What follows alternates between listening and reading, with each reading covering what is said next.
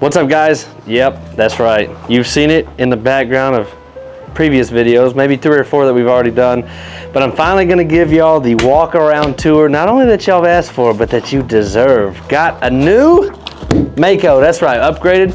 As y'all know, we had the 18 LTS. I'll put the link for that video down in the description box, but that's what old Todd's sitting on right now. You can see it right here. This is the old boat. This is the new boat. So guys, the new boat is a 2019 Mako 21 LTS.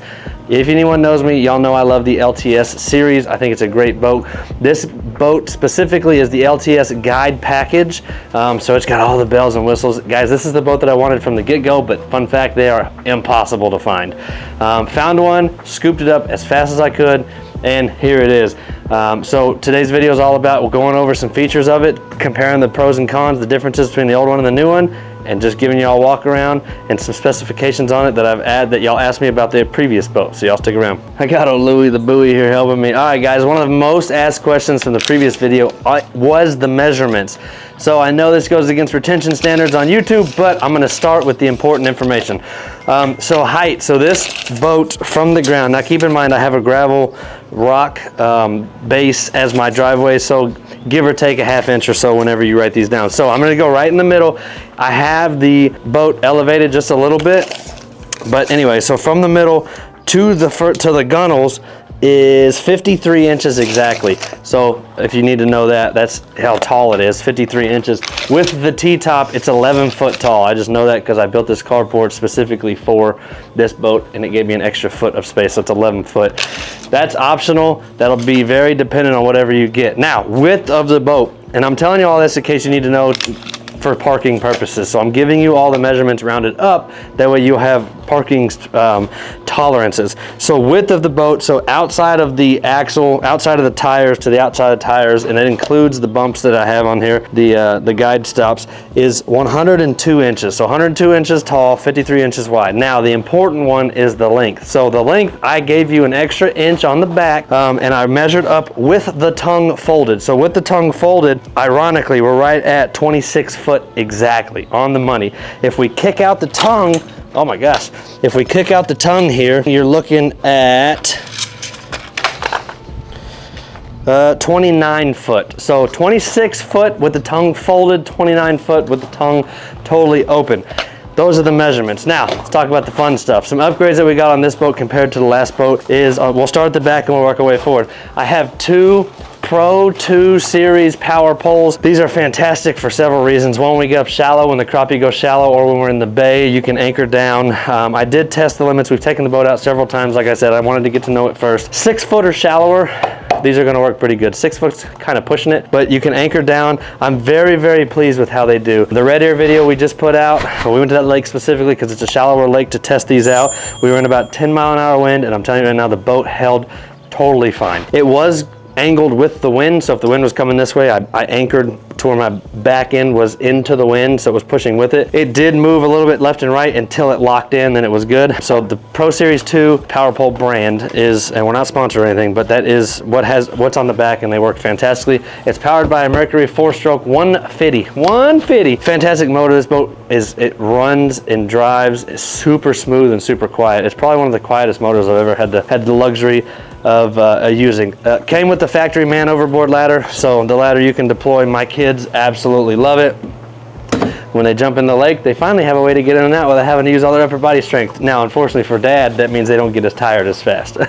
But that's no big deal. So let's go up here midway up the back.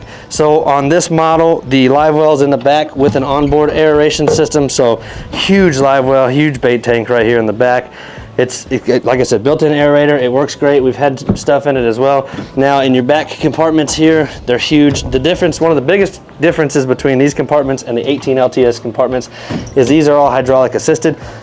So you can see the hydraulics on them. Now these back compartments are huge. If you want to see them based on the outside, they go down to right here.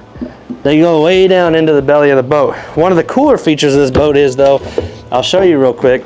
It comes with this backrest that you can put right here, and then these seats I'm not going to install them because I don't want to right now, but these seats basically, they slide in right here, and this whole back deck becomes a bench seat. So what's that mean for you family people? Like me, your kids fit, your friends fit. Guys, we've had like 6 people on this thing, and it doesn't feel crammed at all. It's plenty wide. Like I said, 102 inches wide, plenty of space. Okay, so I don't have a leaning post on this one. I have the factory cooler seat, so just a standard Igloo cooler, nothing special there, with the seat on top. One of the upgrades between this boat and the other boat that I like though is the drains in the back here are on the sides.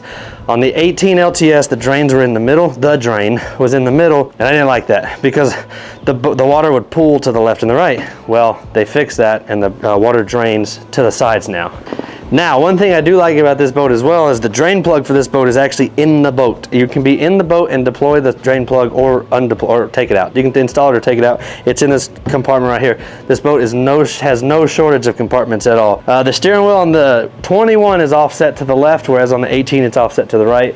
And then you have your throttle right here in the middle, just like always. Now, this is the Pro Guide package, so it has trim tabs, and it actually has an active trim feature. When you turn that on, basically you turn that on, you just punch it, and it automatically trims the back. You don't even have to know how to drive a boat, which some people struggle with that. They don't know how to trim it out or get it on plane the best way. Well, you can turn on this active trim feature, and it takes it all and does it all for you. A huge upgrade is the fuel tank finally works. I'm sorry, the fuel gauge finally works. So I finally know how much gas I have, so that's a big, nice feature. This does have a jack plate, just like my other boat, so you can get in them shallow water, you can jack up your motor real high and stay there. And then to deploy the Pro Series 2 power poles is on here and on the remote. At the dash, I have a Humminbird Solix 10-inch. I love it. As y'all know, it's my favorite, one of my favorite. I'm a huge Humminbird guy, but I also use the Garmin for live scope. But as far as traditional and side and down imaging, I use the Humminbirds. I love it. I love the 10-inch. To me, the 10-inch is fine. My dad has a 12-inch on his boat, which is really good. I'm not gonna lie to you, as you get older, it makes the screen real easy to read. But based on how close you are, I mean, I'm standing, what, a 1.5 feet from it while I'm using it. The 10-inch, in my opinion, is perfect. It's all you need. It's more than enough. So out of the factory, it comes with 6 rod holders on here, and then of course the 4 on the back, but 2 of them are utilized as the backrest for the bench seat. 2 rear rod holders in the back. This one, you know, got to stick with my T-tops. So this T-top, if you follow the channel long enough, the OGs, drop in the comment section what happened to the T-top with the old boat. That was fun. Anyway, this one does have a T-top. The difference is this T-top is framed into the actual boat itself. Inside there is a metal frame that attaches it to the boat. So if this one tries to tear off, the whole boat is going to be in a bad spot. Underneath here, we have just regular interstate batteries, nothing crazy down there, you know, general wiring stuff. If y'all want to see something about the wiring, just drop in the comment section. I can talk about it. It's standard boat stuff. As we move to the front here, we have a Wild Louie. Say hi, Louie. Hi. That's my little boat buddy. Front, we have the front seat on this one is a cooler. So it's changeable. You can change it to whatever favorite brand you have or whatever. On the 18 LTS, that front portion was the live well, whereas like I said, on this one, it's at the rear, the live well is. Now, one of the biggest things that I like about the 21 over the 18 is on the 21, we have on board a rod locker, guys. And I'm telling you, I love it because now I can keep my rods protected, my poles protected. I can put up to, if you use only 1 port each, you can put 8 Outlaw crappie poles in here. Haha, shameless plug. It'll hold 8 poles, but you can fill them up. Some people double them up. It's up to you, but it will hold up to 8 poles comfortably. And then on the left side here, it's just that storage. It's just storage. I got my anchor in there, some bait boxes and stuff. And then the middle, again, hydraulic assisted. All of the latches are, but this one is also just a big open storage area. Nothing crazy going on there at all. So we'll close those down. It comes with 2 leaning posts, like most boats do. So you have your front and back leaning posts, which right here, it just sticks in there. And then on the front here, we just have a storage compartment.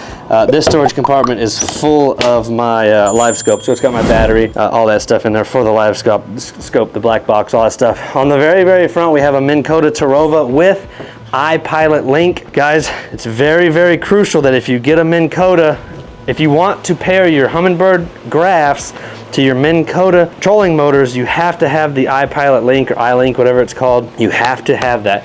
And what that feature does, it allows me to pick a topography line if I want, or give it a heading, or hit go to. I can find a spot on the map, click it, tell the boat, through the graph, I can tell the boat to drive over to that spot. So if you want to be able to do that, you have to have that iLink feature.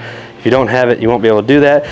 It'll still have spot lock and all that, but it just won't be able to talk to the head units. And then up front, of course, my Garmin 1022 GPS map live scope bundle. I have the LVS 34 as my transducer, and then the 1022 GPS map as the head unit. Guys, I absolutely love this boat. One question I get asked a lot is the 18 LTS used to burp when you would fill it up with gas. This one does not burp.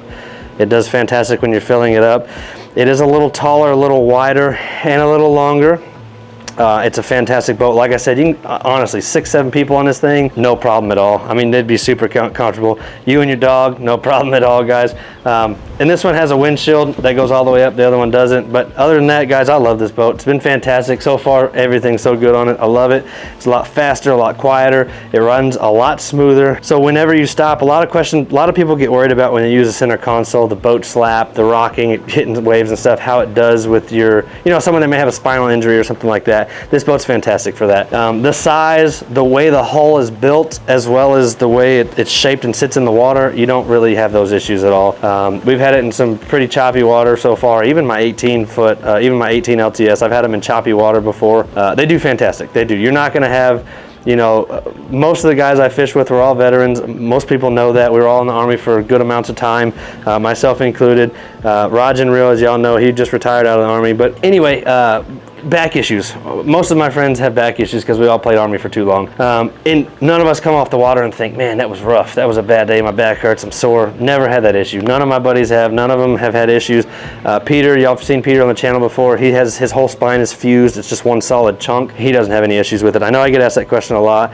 Drop in the comment section. I'm playing with the idea of seed decking, maybe just the front, up top decks. I don't know. If you have seed deck, drop in the comment section below or something of the sort. I have thought about doing that, not because it's necessary, just because I like the way it looks, purely aesthetics. But as it sits, I've never had any back issues or anything like that. So fantastic video, guys. If you have any questions about it, drop them in the comment section. I will answer all of them. Between me and my dad, we'll get y'all's questions answered. And if you want us to do a recap video on something, let me know. I'm here for y'all. The only thing this one doesn't have is a radio. My wife doesn't like that, but hey, I don't like radios on the water. I get out there to disconnect and just recharge. Anyway, guys, I hope y'all liked the video. I know it's a little bit abnormal from what we normally do. Hope I answered all your questions. I appreciate all the support. Make sure y'all check out this video, and we'll catch y'all on the next one. Peace.